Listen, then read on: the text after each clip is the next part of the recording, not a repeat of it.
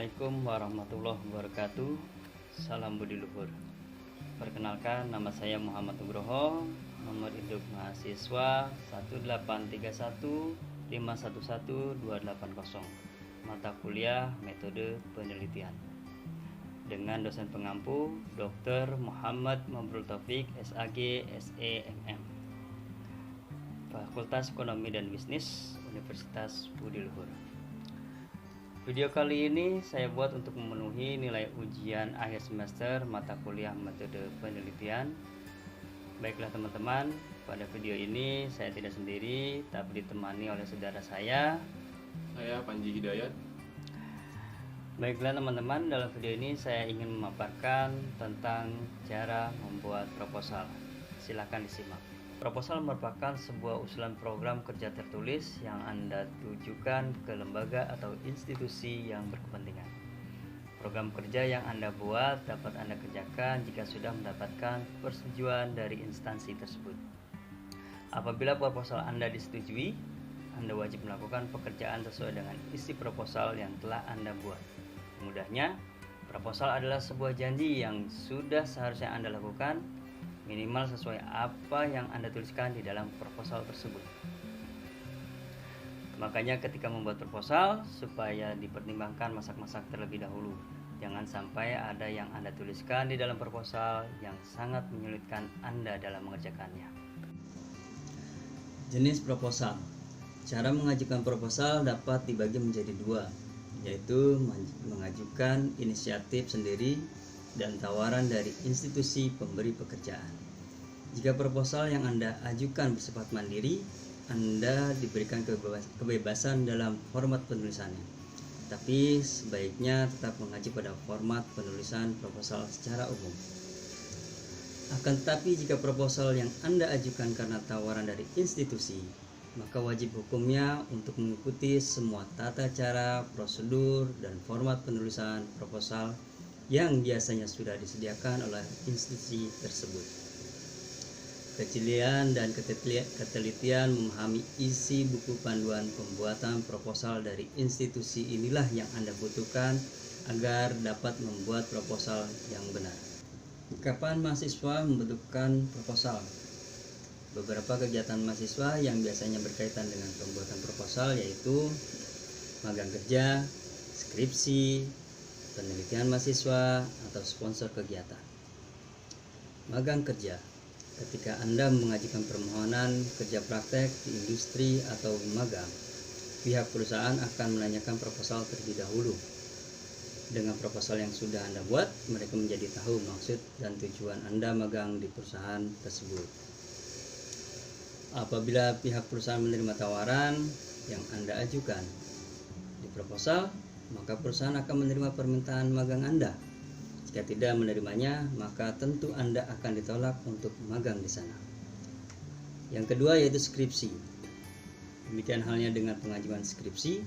Apabila proposal yang Anda buat dapat memenuhi kriteria kaidah ilmu pengetahuan menurut pengamatan dosen pembimbing, maka Anda diberikan kesempatan untuk melanjutkan mengerjakan skripsi yang Anda ajukan. Apabila masih belum sesuai dengan kaidah ilmu pengetahuan, maka Anda harus bolak-balik menemui dosen pembimbing tersebut untuk melakukan konsultasi hingga dinyatakan oke oleh dosen pembimbing Anda. 3. Penelitian mahasiswa. Agar mampu menyelesaikan permasalahan secara tuntas di masyarakat, penting bagi mahasiswa untuk memiliki pola pikir sistematis.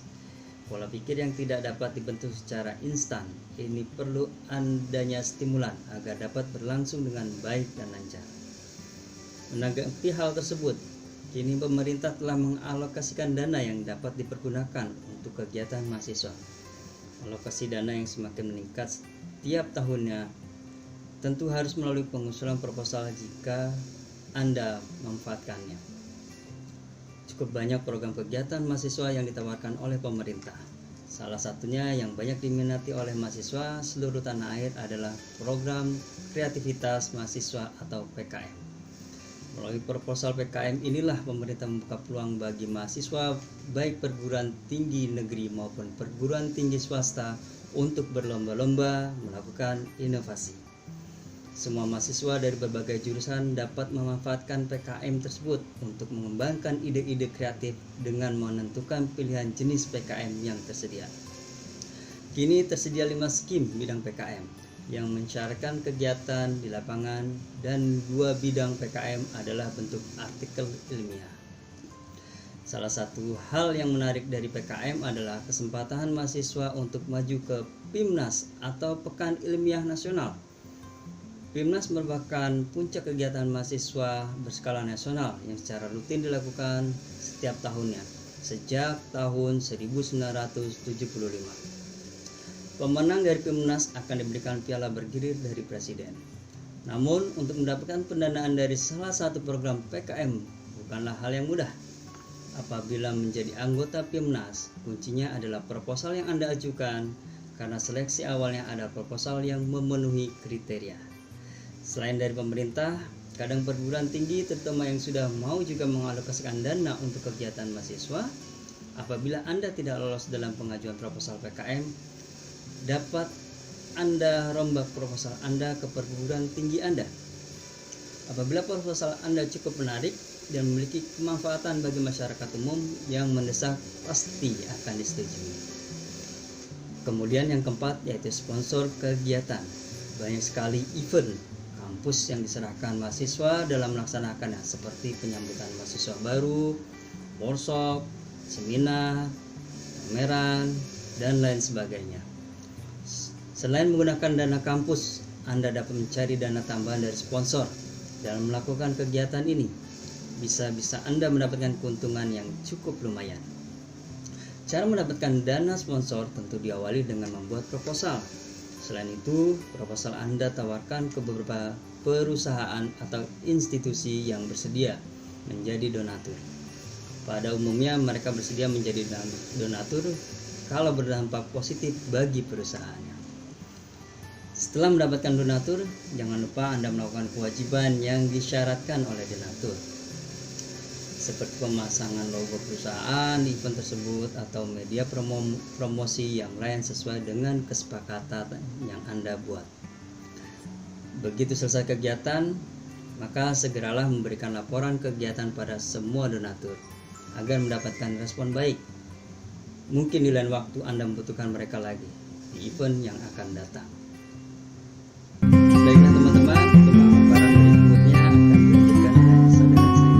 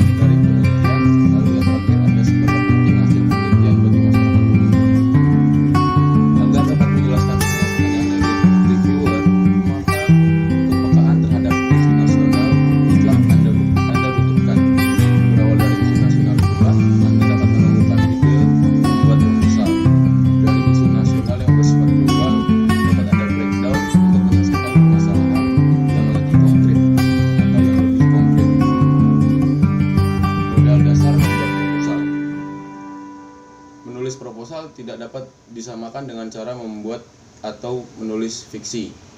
Proposal membutuhkan data-data dan permasalahan real di masyarakat. Jadi sebelum memulai menulis proposal, Anda wajib memiliki sumber informasi terkini dan terpercaya. Beberapa informasi penting tersebut adalah: yang pertama, ada isu global. Proposal Anda dianggap berbobot jika Anda dapat menyelesaikan permasalahan orang banyak agar dapat fokus di bidang tertentu. Anda perlu membreakdown isu global menjadi lebih detail. Untuk dapat mengetahui isu global yang terkini, Anda dapat memanfaatkan media internet. Yang kedua ada referensi. Berdasarkan isu global, itulah Anda dapat mencari sumber rujukan terpercaya. Sumber rujukan tersebut nantinya dapat Anda masukkan ke dalam sitasi dan daftar pustaka. Sumber referensi yang tertinggi kredit poinnya adalah jurnal ilmiah, baik jurnal nasional maupun internasional. Sedangkan tingkat level jurnal juga bermacam-macam, seperti tingkat Scopus, Google Scholar, Portal Garuda, Portal Sinta, dan lain sebagainya. Setelah itu disusul proceeding hasil seminar, buku, dan website. Selain itu, biasanya sumber referensi yang dianggap baik adalah yang terbaru, maksimal 10 tahun. Sumber referensi ini bersifat wajib, tidak dianggap karya ilmiah kalau tidak ada sumber referensinya. Program kegiatan yang memiliki bobot tertinggi adalah yang dapat menyelesaikan permasalahan orang banyak. Jangan sekali-sekali Anda mengajukan proposal yang kurang dibutuhkan oleh masyarakat, pasti tidak akan diterima. Berbeda kalau kondisinya seperti ini. Saat ini memang belum begitu banyak yang membutuhkan, namun untuk masa yang akan datang menjadi rebutan.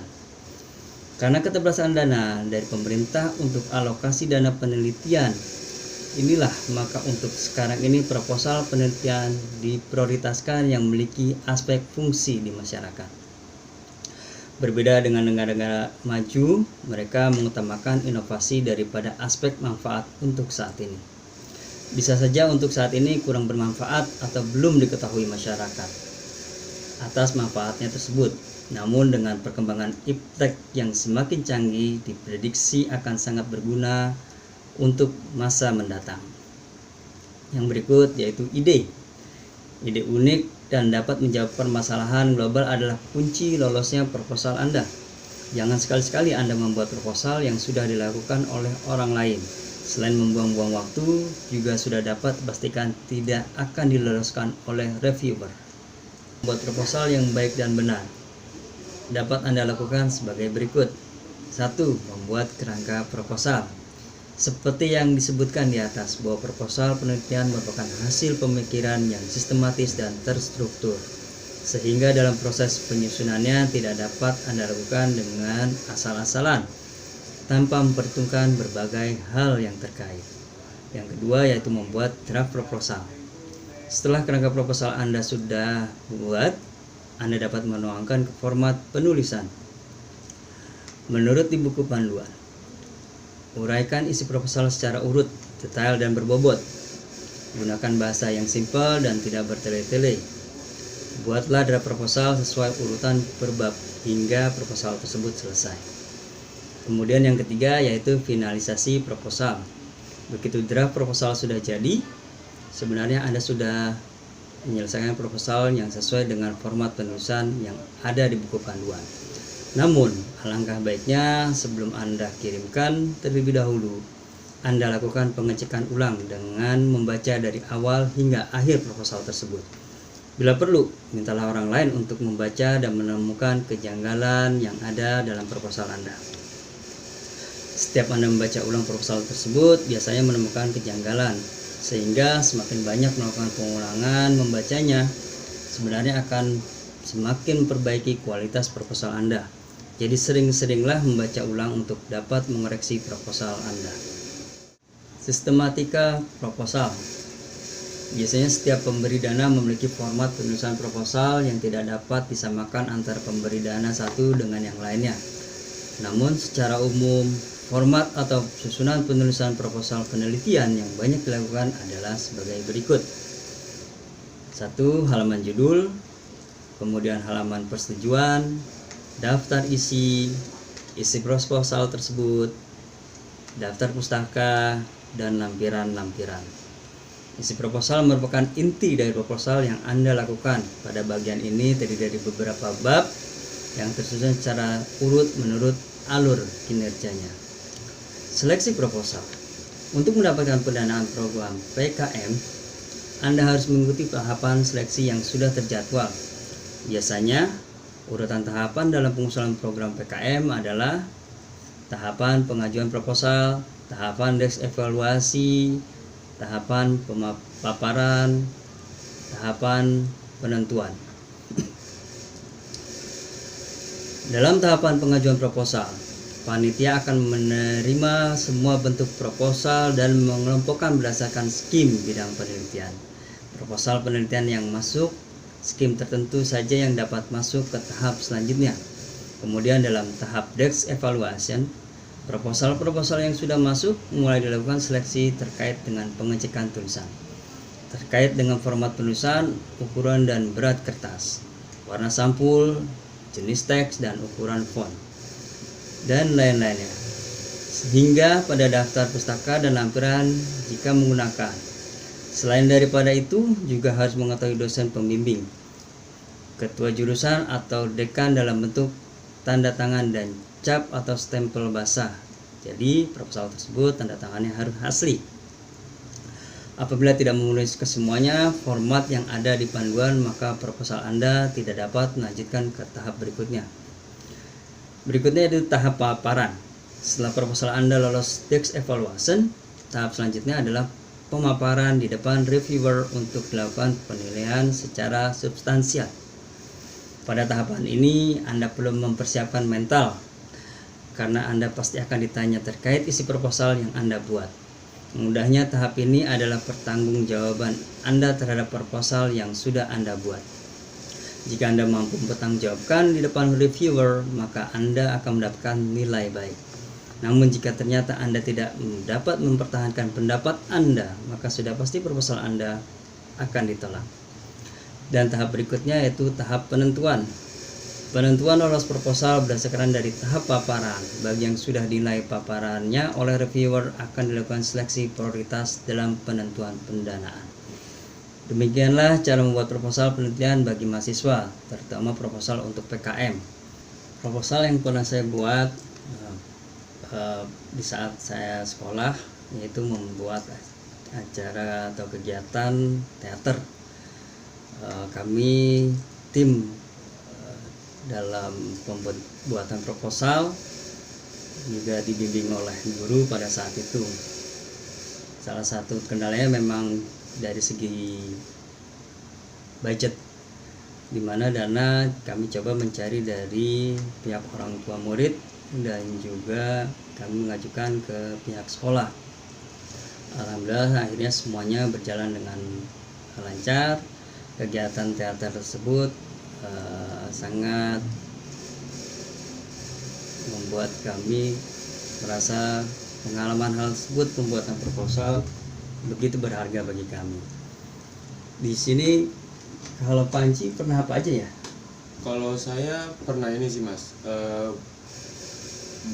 buat proposal tapi ketika ada agenda di lingkungan, mungkin seperti 17 Agustus. 17 Agustus juga kan acara malam puncak lah yang hitungannya itu dilakukan setahun sekali, dan itu untuk mengenang para penjajah kita dulu juga, kan? Dimana mengisi kita kemerdekaan, mengisi kemerdekaan, dimana kayak seperti kita mengisi perlombaan untuk anak-anak, bapak-bapak dan ibu-ibu, dan dimana kreativitas dari anak-anak di lingkungan. Dan dari malam puncak di acara 17 Agustus itu sendiri kan juga terdapat malam puncak lah untuk memeriahkan kegiatan yang ada di kampung tempat kita tinggal gitu. Dan dari proposal yang tadi Mas Nugroho jelaskan juga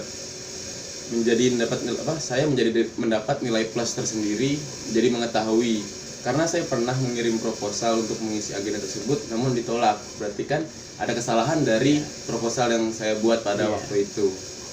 Dan di sini menjadi nilai plus tambahan untuk saya ke depannya ketika saya dan atau tim di lingkungan atau suatu saat nanti kebagian atau mendapatkan jatah untuk menyusun proposal, mungkin saya bisa menjadi lebih baik lagi dalam membuat atau menyusun proposal, sehingga proposal saya bisa mendapat diterima oleh mungkin donatur-donatur yang nanti akan saya ajukan proposal saya akan buat. Seperti itu Mas. Ya memang begitulah, terkadang ada kendalanya di saat kita memaparkan proposal kita terhadap donatur atau lingkungan atau mungkin institusi yang kita ajukan proposalnya. Baiklah teman-teman, tadi sudah kami paparkan tentang cara pembuatan proposal. Semoga pemaparan dari kami bermanfaat. Terima kasih juga oleh dosen pengampu mata kuliah metode penelitian, yaitu Bapak Dr. Muhammad Mabrur Taufik SAG SEMM, yang telah membimbing dan memberikan ilmunya kepada kami. Wassalamualaikum warahmatullahi wabarakatuh.